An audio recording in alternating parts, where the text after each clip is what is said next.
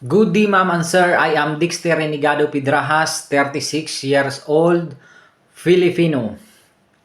Currently now working here in Siongshui New Territory as a gardener, houseboy, and all-around maintenance.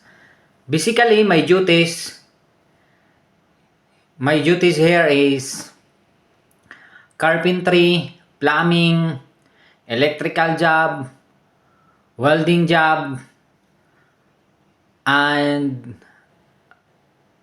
maintain the warehouse and offices of my employer, clean and all the surrounding. And also, I maintain, I do maintenance of all car, like car washing, bumping, and change oil of engine and gear oil, check the air filter, aircon filter, check the coolant, brake fluid, and also check the tire air pressure.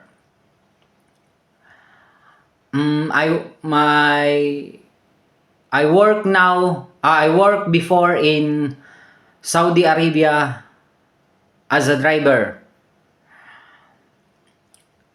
and now and my contract will be finished this coming September 23, 2024.